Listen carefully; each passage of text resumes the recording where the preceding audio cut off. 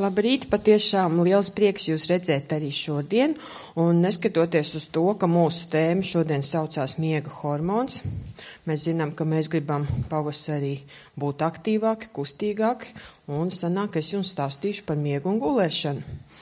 Bet arī tā, jo jūs zinat, ka ir ļoti vērtīgi kaut ko aizvien vairāk iemācīties par savu organismu. Un tā es arī šodienas lekcijā jums mēģināšu vairāk pastāstīt, kā mēs dabīgā veidā varam organismam likt vairāk saražot šo hormonu. Bet es ceru, ka arī jums katru rītu patīk pamosties un kaut ko jauku palasīt. Un tāpēc arī šorīt, atverot mūsu zaļo grāmatiņu, kas saucās Brīnuma Dievs, Agnes jums līdzdalīs kādu jauku lasījumu par miegu. Kas jums neļauj naktīs labi izgulēties, vai pārslodze darbā, vai arī vēla vakarā paēstas vakariņas? Varbūt tas notiek ģimenes problēma vai kādu skumju dēļ, vai iemesls varētu būt jebkāds. Ja esat pieaugušais, zināsiet, ka jums nepieciešamas 7 līdz 8 stundas pilnvērtīga miega ik nakti, bet pusaudžiem vēl pāris stundu vairāk. Tā vismaz pētnieki norāda savos secinājumos. Bet ir vēl kāds aspekts. Gulēt jādodas krietnu brīdi pirms pusnakts. Mēs tāpat zinām arī to, ka neizgulēšanās var izraisīt daudz smagu problēmu. Laboratorijā pētītie dzīvnieki, kam neļāva gulēt, vienkārši nomira. Cilvēki, kas neizguļas, nereti aizmieg pie stūres un izraisa autokatastrofas ar daudz bojā gājušajiem, vai arī aizmieg pie dažādām svarīgu mehānismu vadības pultīm un pieļauj kļūdas, kas citiem maksā dzīvību. Neizgulēšanās bija viens no faktoriem, kas veicināja kosmosa kuģa Challenger bojāeju. Tāpat tā vainojam citu katastrofu bēdīgajās sekās. Neizgulēšanās veicina arī aizmāršību, emocionālas problēmas, nespēju izturēt stresu, uzņēmību pret dažādām slimībām, garstāvokļa maiņas. Tā palielina risku pārēsties un uzkrāt lieko svaru, saslimt ar diabētu, sirds slimībām un veicina ātrāku novecošanos. Mēs visi zinām par šiem faktiem, bet ir daudz, ko mēs vēl nezinām. Kas notiek mūsu ķermenī, kamēr mēs guļam? Mūsu sirds turpina sisties, mēs turpinam elpot, elpošana un sirds ritms ātrā miega laikā pat palielinās, tāpat arī smadzeņu aktivitāte. Organisms turpina ražot urīnu, bet vielmaiņa palēnina tempu tikai nedaudz. Ātrā miega fāzē ir paralizēti muskuļi, kas šad tad nejauši saraujas, kur rodas miega dotā atpūta. Kas patiesībā norisinās miega laikā? Miegā atjaunojas kaulu un muskuļu šūnas, reģenerējas audi, nostiprinās imunsistēmu un atjaunojas enerģijas līmenis. Bet ko tas viss nozīmē? Lielākā daļa minētā norisinās arī nomodā. Zinātne ir noskaidrojusi, kādas ir dažādās miega fāzes un izpētījusi, kā katras fāzes laikā darbojas smadzeņu raidītie viļņi, bet mēs vēl joprojām nezinām, ko šie viļņi paveic cilvēka ķermenī. Vēl tik daudz vajadzētu uzzināt par procesiem, kas norisinās, kamēr mēs saldi guļam. Un šeit ir arī kāda lūkšana. Saldā miega kungs, tu katru vakaru noliec mūs gulēt, un kaut kas notiek. Tad tu mūs no rīta pamodini atpūtušos un atjaunotus. Pateicos tev par to, mēs slavējam un godinām tevi. Paldies, Agnesei! Es ceru, ka arī jūs pēc šīs te lekcijas varēsiet debes tēvam teikt saldā miega kungs. Jo tad, kad mēs iemācīsimies, kā mums tikt pie šī te hormona, tad jūs sapratīsiet, ka mūsu miegs arī vakaros būs salds un būs patīkams. Nebūs ilgi jāgrozās gultā un jāmēģina atrast visērtāko pozu, bet mēs varēsim tā ļoti labi un patīkami atpūsties. Un ko tad mēs šodien lekcijas laikā apgūsim? Mēs drusciņi parunāsim, kas tie tādi bioritmi ir. Pēc tam es jums pastāstīšu, kas ir miega hormons, un tad mēs parunāsim, kā tad brīnuma Dievs ir izveidojis mūsu organismu un kā šis te sarežģītais mehānisms veido mūsu smadzenēs tādu ļoti svarīgu vielu kā miega hormonu, un tagad mēs jau zinām, ka šo te miega hormonu sauc par melatonīnu. Nu, tā tad vai nu mēs to gribam vai nē, kā tādos mehānismos mūsu debes tēvs ir ielicis mūsu bioloģisko pulksteni. Un tas visiem cilvēkiem ir vienāds. Izrādās, ka ir tādas stundas, kas ir vislabākās aktivitātei, savukārt ir tāds laiks, kurā intensīvāk darbojas mūsu vielmaiņa, ātrāk strādā mūsu smadzenes, un savukārt ir tāds laiks, kad mūsu ķermenis vēlās atpūsties, jo tāpat kā jebkuram citam mehānismam, kuram mēs uzlādējam savus baterijas, lai viņš neizslēgtos, tāpat arī mums ir vajadzīgs kaut atjaunoties un no jauna organismam izveidot tādas iekšējās rezerves. Nu, un te mēs varam paskatīties apmēram pēc pulksteņa, kas tad notiek. Tātad naktī jūs redzat, ka ķermeņa temperatūra ir viszemākā, tajā laikā ir arī visdziļākais miegs. Savukārt no rīta, tad, kad beidz darboties mūsu pieminētais miega hormons, tad mums paaugstinās asinsspiediens, pātrinās sirdsdarbība, tad mūs aktīvāk sāk darboties arī virsnieres, kuras izdala kortizolu. Un dienas laikā savukārt ir tādas stundas, kurās visaktīvāk darbojās mūsu smadzenes, tas ir no 10:00 līdz 2:00. Savukārt pēcpusdienā vislabāk ir nodarbināts savus skeleta muskuļus, un tieši skatoties reiz kādu raidījumu par sportistiem, ir atklāts, ka tieši vislielākos sasniegumus sportisti var panākt, ja viņi trenējas regulāri laikā no 2:00 līdz 5:00. Tāpēc mums ir jāmēģina tā sadzīvot, lai mēs šīm te norisēm organismā nestātos pretī. Lai, piemēram, tad, kad ir nakts laiks un mūsu ķermenis grib atpūsties, lai mēs viņam nepiespiestu strādāt. Jo savukārt pēc tam mēs jutīsimies tādi neatpūtušies nākošajā dienā. Nu, kas ir melatonīns? Melatonīns ir zināms kā miega hormons, kas mūsu organismā veidojās dabīgā veidā. Un mums nav jāmeklē, kur mēs viņu varētu uzņemt no ārpuses, jo tad, kad iestājas tumsa, tad mūsu acis par to signalizē centrālajai nervu sistēmai, un iestājoties tumsas laikam, notiek šī te hormona veidošanās. Un tā ir tāda bioloģiski aktīva viela, kas mums nodrošina labu saldu miegu un vakaros palīdz labi aizmigt. Melatonīnu mūsu organismā izstrādā tāds sekrēcijas dziedzers, un šis te mazais sekrēcijas dziedzerītis, ko sauc par epifīzi, atrodas mūsu galvas smadzenēs. Un, ja mēs dienā izstaigāsimies gaismā un pietiekoši daudz mums izveidosies kāds cits laimes hormons, ko sauc par serotonīnu, tad šis te serotonīns tieši vakar stundās pārveidojas par melatonīnu, kas palīdz mums patīkami aizmigt. Un vēlreiz iedziļinoties tieši par organismu bioloģisko pulksteni, te ir tādi nedaudz tādi ieteikumi, cikos mums ko ir vēlams darīt, kas ir tas aktīvākais laiks mums. Piemēram, 7:00, neskatoties uz to, ka daudziem varbūt 7:00 vēl gribas gulēt, izrādās, ka 7:00 tieši ir laiks mums ieturēt kārtīgas brokastis, jo tad šis te uzņemtais uzturs nevis pārvēršās taukos, bet tieši tiek novirzīts visvajadzīgākajam mērķim, tas pārvēršas enerģijā. Tāpat ir arī zināms, ka noteiktās stundās sāsinās sāpju izjūta, kad ir arī stundas, kurās mūs svārstās ķermeņa temperatūra. Pēcpusdienas stundas, piemēram, ir tās, kad pēc 4:00, kad mums ķermeņa temperatūra paaugstinās.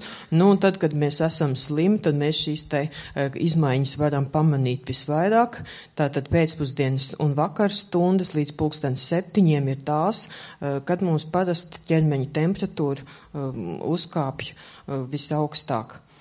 Protams, ka šajā laikā, tad, kad mūsu organismam iestājas tāds miera periods, un tas mums ir no 10:00, jo no 10:00 mūsu organismā sāk veidoties melatonīns, un tas ir atbildīgs par to, lai mūsu organismā iestātos šis saldais miegs.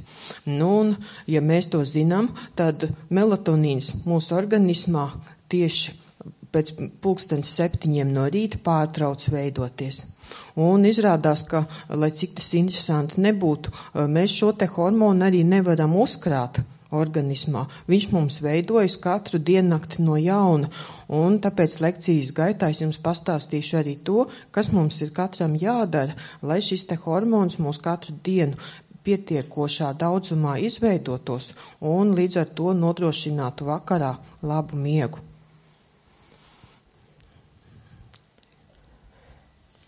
Par bioloģisko pulksteni, ja jums ir tāda vēlēšanās, tad nākošajā reizē mēs izdalīsim materiālus. Es domāju, ka arī jums būs katram interesanti palasīt, lai mēs zinām, kā tas mūsu iekšējais mehānisms darbojās. Un tātad šie diennakts ritmi patiešām ir ļoti svarīgi, un izrādās, ka tam pielāgojās visa mūsu iekšējā vide, un tai skaitā arī daudz hormonu aktivitāti. Ja mēs zinām, ka virsnieris ir tās, kas liek mums darboties, un rīta stundās izdalās daudz kortizola, kas ir pieskaitāms pie viena no stresa hormoniem, tad mēs tādā pašā laikā arī zinām, ka tieši melatonīns no rīta mums beidz darboties. Un tāpēc, ja mēs ņemsim vērā to, kādu Dievs ir mūsu organismu izveidojis, tad darbojoties saskaņā ar šo mehānismu, mēs paši jutīsimies daudz labāk.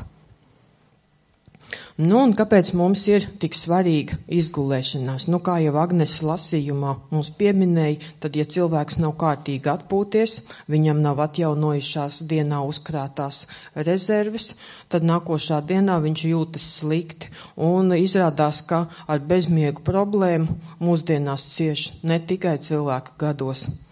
Un pēc statistikas datiem ir zināms, ka ļoti daudz cilvēku pēc 65 gadiem mocās ar bezmiegu, kas izpaužās tā, ka vakaros mums ir grūti aizmigt, savukārt naktī vairākas reizes pamostamies un nākošajā rītā pieceļamies noguruši un esam miegaini, mēs jūtam, ka mums ir grūti tikt galā ar visiem saviem pienākumiem un nejūtamies labi arī fiziski. Jūtam tajā laikā, kad cieš mūsu atmiņa, mēs vairs neatceramies daudzas lietas un arī paši nejūtamies labi. Un neskatoties uz to, ka mums kādreiz varbūt likās, ka bezmiegs, ka tā ir tikai vecu cilvēku problēma, tagad zinātnieki ir konstatējuši to, ka mūsdienās aizvien jaunāki cilvēki cieš no šīs pašas veselības problēmas. Un pēdējo gadu pētījumi parāda, ka arī jau 17 līdz 30 gados aizvien biežāk šie cilvēki norāda, ka naktīs ir bieži jāpamostās un nākošajā rītā viņi pamostās neatpūtušies. Savukārt Vācijā zinātnieki ir veikuši šādu pētījumu ar bērniem un, lai cik dīvaini tas nebūtu, viņi ir konstatējuši arī, ka starp bērniem vecumā no 4 līdz 5 gadiem, arī viņiem ir grūtības vakaros aizmigt. Un tad, kad mēs noklausīsimies lekciju, tad sapratīsim, ka pie viss ir vainīgs mūsu dzīvesveids, un ja mēs daudzas lietas savā dzīvē izmainītu, tad mums ar šīm problēmām nebūtu jāsaskarās. Un tātad šeit ir uzskaitītas tās neizgulēšanās radītās problēmas, Un tas ir tas, ka mēs nākošā dienā konstatējam, ka mums ir sliktāka atmiņa, ka mums ir svārstīgs garas stāvoklis, mēs sāsināt uztveram visas problēmas un lietas. Tad, kad mēs ķeramies un mēģinām rast kādu risinājumu, tad mēs jūtam, ka nespējam pieņemt nekādu saprātīgu lēmumu. Un pasliktinās arī mūsu imunitāte, pātrinās novecošanās procesi, un tas paaugstina arī risku saslimt ar daudzām citām slimībām. Tāpēc tiešām izgulēties mums vajag. Un te mums var nākt palīgā melatonīns. Un tad, kad mums iestājās vakarā tumšais laiks, tad mūsu smadzenēs sāka darboties šis sekrēcijas dziedzerītis mazais, ko sauc par epifīzi. Un epifīze ir tā, kas pēc 10:30 vakarā liek veidoties serotonīnam.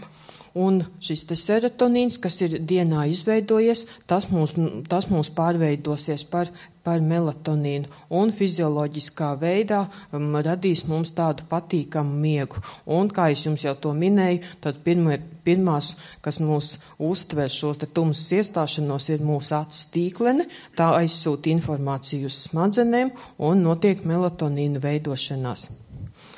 Protams, ka jau mēģinot risināt šo te bezmiega problēmu, daudz zinātnieki ir izdomājuši, vai tad mēs nevarētu mēģināt šo te hormonu noskaidrot, kas viņš ir pēc savas ķīmiskās uzbūves, lai varētu to iegādāties aptiekā un lietot. Te jūs varat redzēt, ka ir uz pudelītes rakstīts melatonīns, ka katra no šīm te iekšā esošajām tabletēm satur 5 miligramus, bet tomēr, lai cik dīvaini nebūtu, Amerikā ir mēģināts sintezēt, un tur no govju epifīzēm viņi sāka pirmie ražot. Mūsdienās gan nav īpaši norādes par to, cik efektīvi būtu šī te melatonīna lietošana, bet visdrošāk, protams, ir likt melatonīnam veidoties mūsu organismā dabīgā veidā. Tāpat arī šim te veikalos un aptiekā iegādātajam melatonīnam ir arī daudz dažādu piemaisījumu, lietojot viņus pastāvīgi, cilvēks nevar būt drošs vai nenodarīs savam organismam arī kaut ko ļaunu. Te mēs varam paskatīties, kāda izskatās epifīze. Tas ir tur centrā, tas uz tumšā fona esošais mazais apaļais veidojums, un šis te dziedzerīts izdala mums melatonīnu, un, ja mēs paskatāmies, cik daudz tad ir, izrādās, ka diennakts laikā izveidojās 5 līdz 25 mikrogrammi. Tātad, ja mēs redzam un salīdzinām šo te devu ar to, kas bija iepriekš norādītu uz šīs te pudelītes, tad jūs redzat, ka tas ievērojami pārsniedz devu. Un daudzās valstīs, kā Kanādā un Norvēģijā, šis te melatonīns, kaut arī viņš skaitās kā uztura bagātinātājs, tiek izsniegts tikai ar receptēm. Tātad ir izpētīts tas, ka nav droši šo te melatonīnu lietot kopā ar miega zālēm un arī lietot vienu pašu. Un mūsu epifīze bez melatonīna izdala arī citas vielas. Tātad dienā tas ir serotonīns, un serotonīnu mēs pieminējam tad, kad mēs runājam par laimes hormonu, un pieminējam arī to, ka serotonīns ir tas, kas uzlabo mūsu garas stāvokli, mazina sāpju sajūtu, liek mums justies mundriem, dod mums enerģiju un uzlabo arī miegu. Epifīze izdala arī vēl arginīnu vazotocīnu, tā ir olbaltumviela, kas atbildīga par mūsu miegu uzsākšanos, jo mums visiem patīk, ja mēs varētu tā vakarā atgulties un tas saldais miegs iestātos uzreiz. Un par melatonīnu, tātad mēs pārunāsim arī tālāk, ka melatonīns ir ne tikai tas, kas mūs nodrošina miegu, bet viņš veic mūsu organismu arī daudz tādas citas svarīgas funkcijas. Un ir noskaidrots, piemēram, ka melatonīns mūsu organismā palēnina novecošanos procesus. Tātad, ja mēs ilgāk gribam justies jauni, tad mums ir naktīs kārtīgi jāizguļās, un šai te vielai jāļauj mūsu organismā darboties un padarīt lēnākus novecošanās procesus.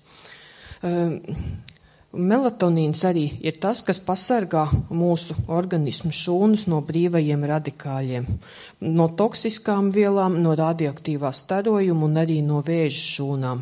Un melatonīns spēj darboties arī stiprinot mūsu imunitāti.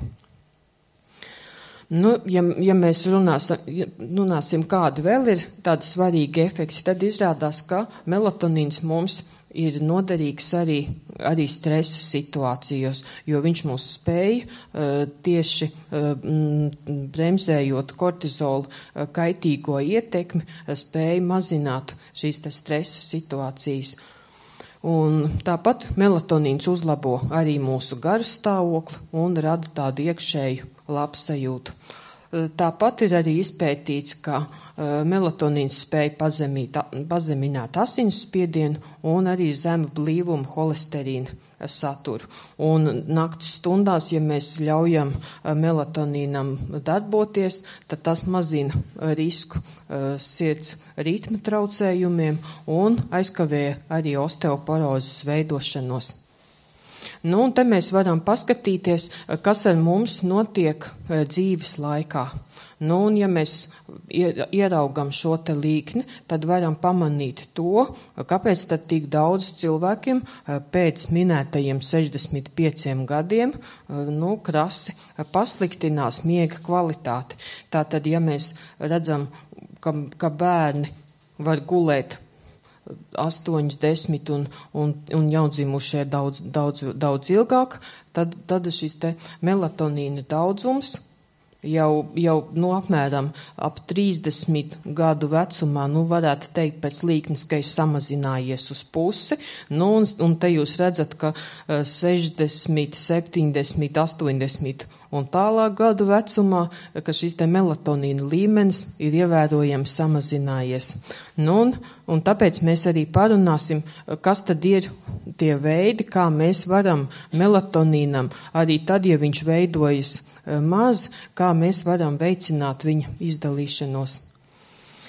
Vēlreiz parunājot par to, kā melatonīns darbojās mūsu organismā, atzīmēsim to, ka melatonīns ir tas, kas stiprina mūsu organisma imunitāti. Un izrādās, ka viņš tiešā veidā darbojās uz mūsu aizkrūtes dziedzeri, un tas ir tāds dziedzeris, kas atrodas aiz mūsu krūšu kaula, un šajā te dziedzerī notiek balto asins ķermenīšu veidošanās. Un tātad darbojoties un stimulējot šo te aizkrūtes dziedzeru, melatonīns veicina T limfocītu veidošanās, kur ir tiešā veidā atbildīgi par mūsu imunitāti. Izrādās, ka melatonīnam ir arī tāda cieša saikne ar kaulu stiprumu, un amerikāņu zinātnieks ir kāds pētījis, un kā melatonīns spēj mūs pasargāt no osteoporozes, jo izrādās, ka viņš regulē arī kalcija vielmaiņu. Un šīs te mehānisms ir tāds, ka melatonīns kavē virsnieru dziedzeru hormonu kortizola ietekmi uz kauliem. Ja kortizols ir tas, kas kaulu struktūru pavājina, tad melatonīns ir tas, kas bremzējot šī te kortizola darbību, stiprina mūsu kaulus. Tāpat melatonīns ietekmē arī prostaglandīnu izdalīšanos mūsu organismā un arī to, kas sekmē tieši kaulu masas samazināšanos. Tātad, ja mēs naktī būsim labi atpūtušies, tad arī mūsu kaulu struktūra būs ilgāk stipra. Pieminēju jums arī to, ka melatonīns darbojās kā antioksidants, un viņš ļoti labi cīnās ar brīvajiem radikāļiem, un ir izpētīts, ka viņš pat darbojās daudz stiprāk par glutationu, kas ir zināms kā viens no spēcīgākajiem antioksidantiem. Nu, un ja mums ir jārunā par brīvajiem radikāļiem, tad parasti ir tāda neizpratne, kas tad tie par briesmoņiem ir, tikai parasti mēs zinām to, ka viņu organismā mums nodara kaut ko sliktu. Nu, pēc tā augšējā attēla jūs varat redzēt, ka brīvie radikāļi tās ir šūnas, kurām trūkst viena elektrona, un tad šīs te šūnas staigā pie citām un mēģina viņām šo te elektronu atņemt.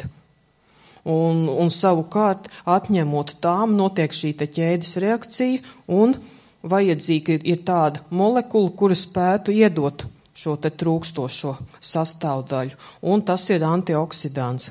Un izrādās, ka mūsu organismā melatonīns, jeb miega hormons, darbojās kā tāds spēcīgs antioksidants, kurš var iedot šo te trūkstošo daļiņu, lai mūsu šūnas tiktu pasargātas no brīvajiem radikāļiem, arī no toksisko vielu ietekmes un no vēža šūnām un radiācijas. Nu, un tad ir vēl izpētīts arī, kā tas notiek, ja cilvēki veic tādus garus pārlidojumus. Nu, kā jūs zinat, tad mūsu pasaulē šīs te laika joslas ir dažādas, un ir arī pētīts, ka tad, ja mēs pārlidojam un šīs te laika joslas atšķirās pa 6, 8, 12 stundām, nu, tad cilvēkam ir grūti pierast pie šīs te jaunās kārtības, jo mūsu organismā ir jānotiek tādiem kā bioloģiskā pulksteņa, tādiem pārkārtošanās darbiem, un tāpēc diezgan bieži tie, kas ir ceļojuši ar lidmašīnām un pārvarējuši šīs te laika zonas, tad jūtās vairākas dienas noguruši, tikmēr, kamēr viņi pierod pie jaunā laika. Nu, un tad ir tādi veikti pētījumi, kas pierāda to, ka 5 dienas lietojot melatonīnu, cilvēks spēja ātrāk pielāgoties šai te laika joslu maiņai. Nu, un melatonīns ietekmē arī mūsu asinsspiedienu un holesterīnu. Un ir zināms, ka melatonīns spēja pat pazemināt mūsu holesterīna līmeni asinīs. Nu, tātad, ja mums ir problēmas ar holesterīna līmeni, tad mums atliek naktīs kārtīgi izgulēties, nu, un tad mēs varam cerēt uz to, ka mūsu holesterīna līmenis tiks ievērojami samazināts.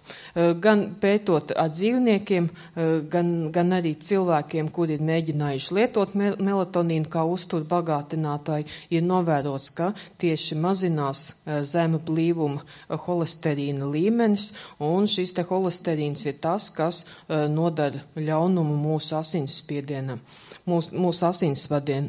Un tāpat ir arī novērots tas, ka mūsu asinsspiediens pazeminās, tad, ja mēs esam naktī kārtīgi atpūtušies. Tātad melatonīns arī to mūsu organismā spēja ietekmēt.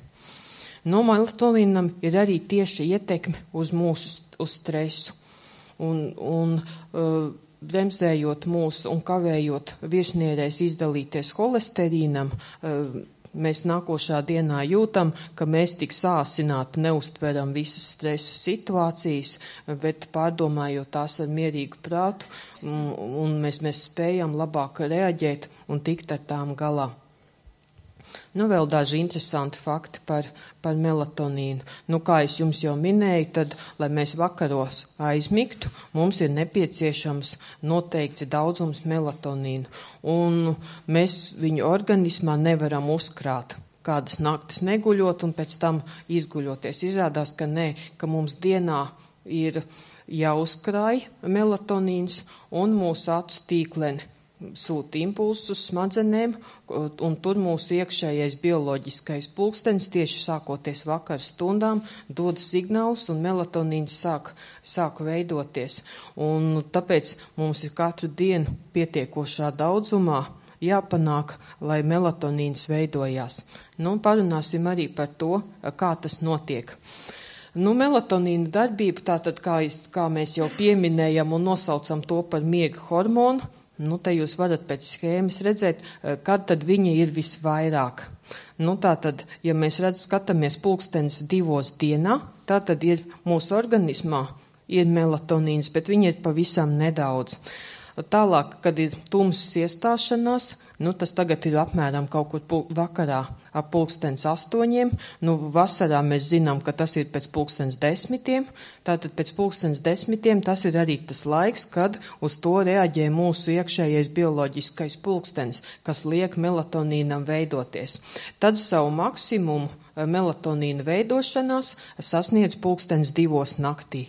Ko mēs no tā varam secināt? Ka 2:00 tas ir pēdējais laiks, kad mums vajadzētu atrasties gultā, tāpēc, ka mūsu pietiekošā daudzumā smadzenēs ir izveidojies miega hormons, kurš mums atgādina to, ka ir laiks nakts atpūtai.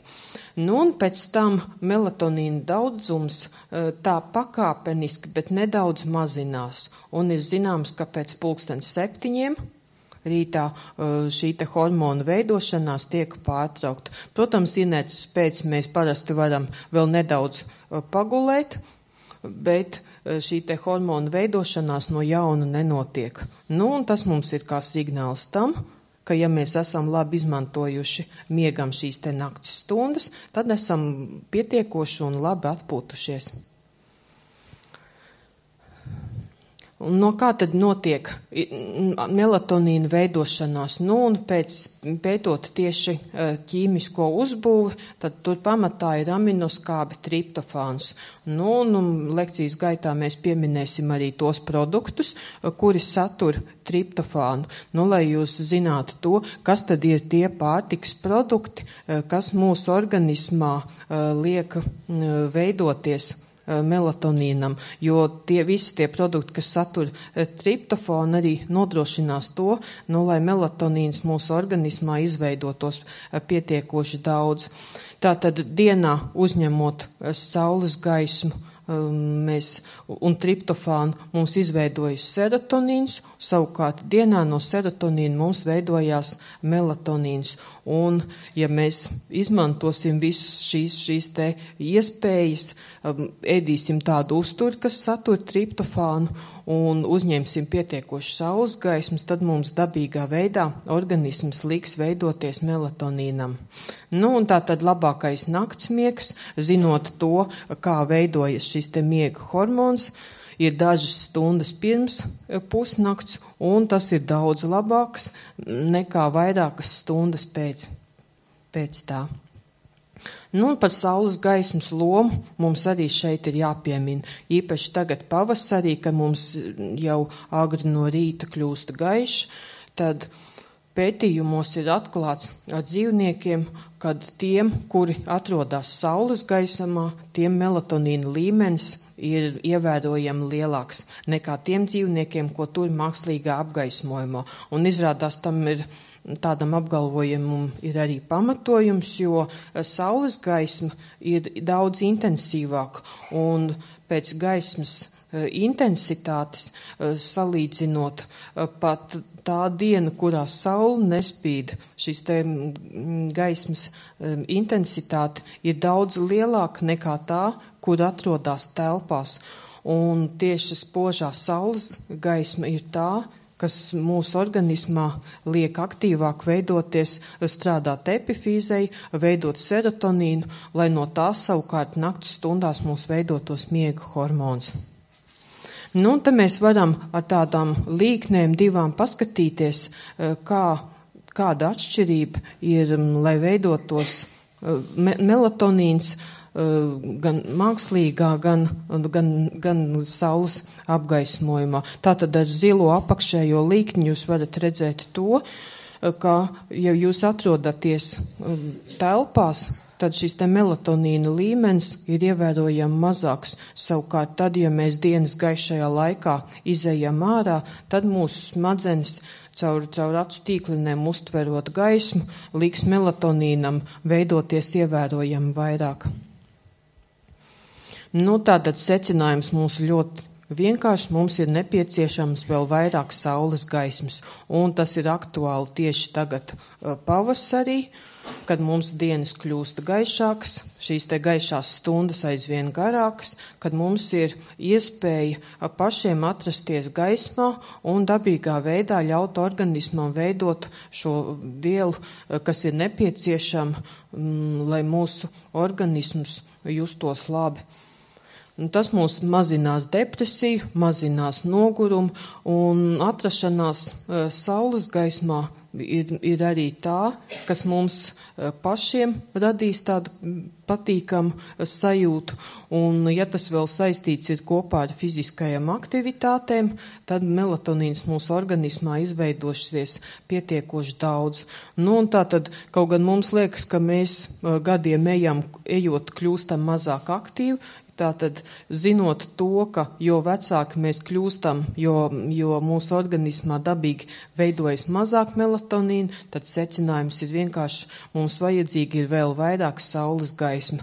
Tāpēc izmantošim šīs te garās stundas, ko mums debes tēvs dod, lai mūsu organismā veidotos šī te viela, kas pasargā mūs no daudzām sliktām lietām un kas mums liks justies labi.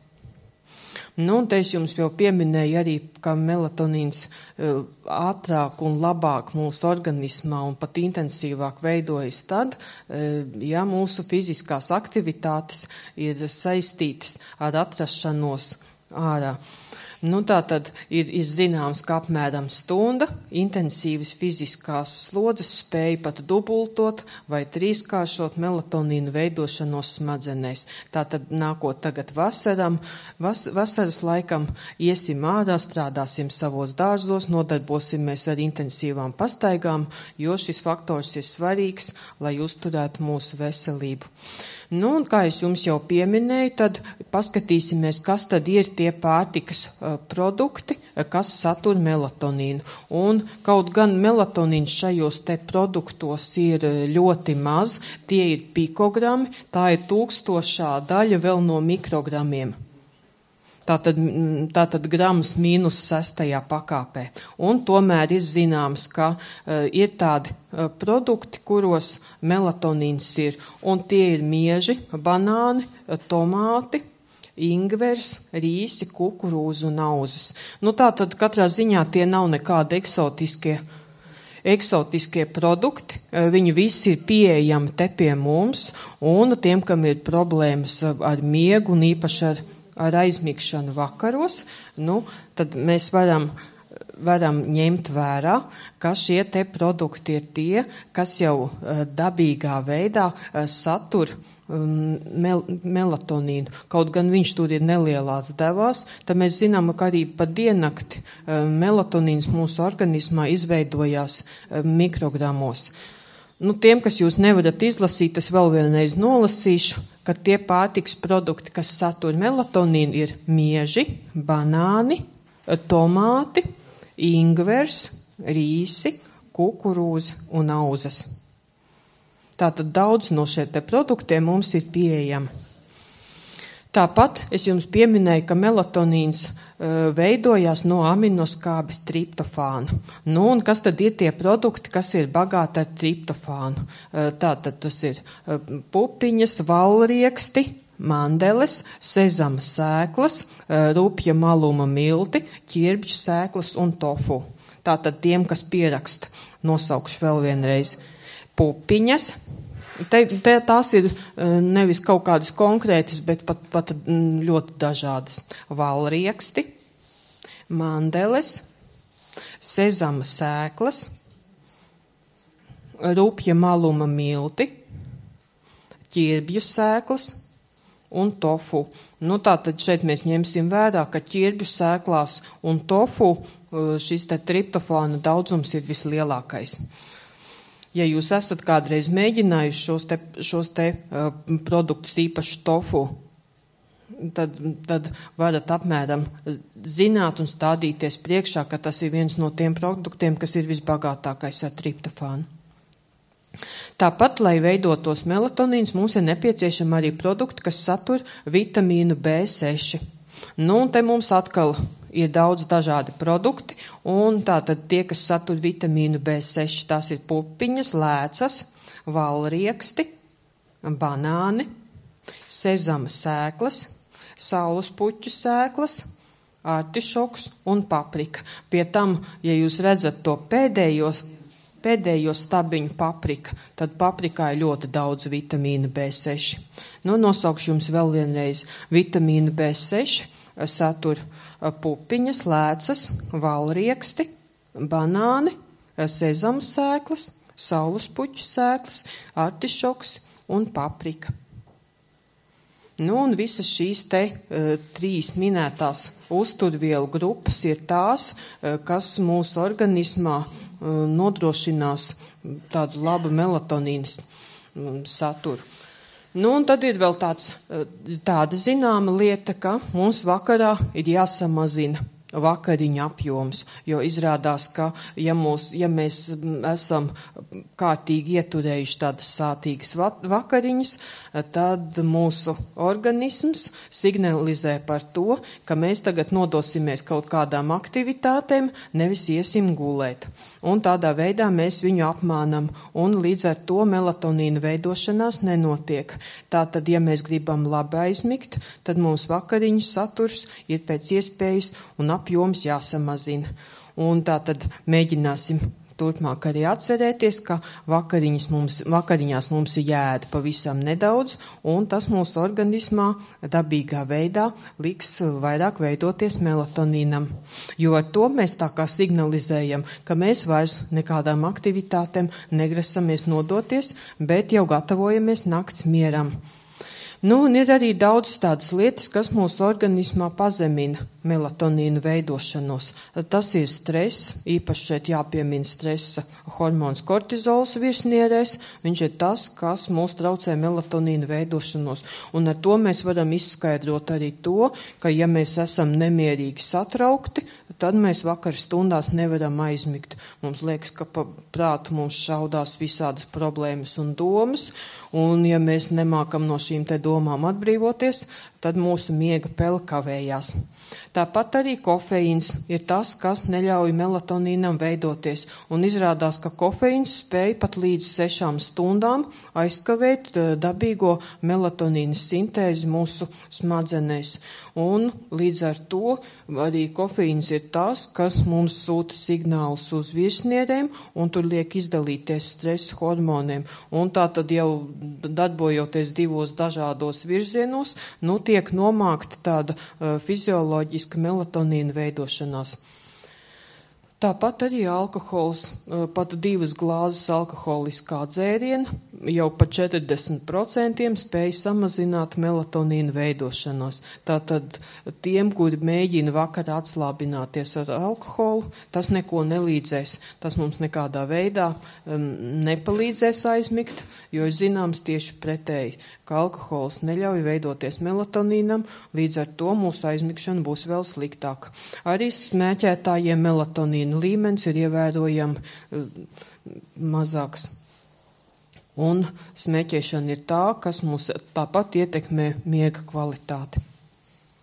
Tāpat vēl tiek arī veikti dažādi pētījumi un nav īsti skaidrs, kā ap mūs ietekmē esošais elektromagnētiskais lauks, un šīs ziņas ir diezgan pretrunīgas, jo tagad, kad mēs dzīvojam tādā laikmetā, ka mums apkārt un tūmā vienmēr atrodas mobilais telefons, portatīvais dators vai vēl kaut kādas ierīces, tad atcerēsimies, ka no visām šīm te ierīcēm veidojas elektromagnētiskais lauks, un ir izteikts arī tāda varbūtība, ka iespējams, ka šis elektromagnētiskais lauks kavē mūsu smadzenēs melatonīnu veidošanos. Un tāpēc tiek izstrādāti pat dažādi ieteikumi, kas nosaka to, cik tālu šīm te iekārtām vajadzētu atrasties no mums, no mūsu guļvietas, lai tas neietekmētu šī te hormona izdalīšanos, kas mūsu organismam ir nepieciešama.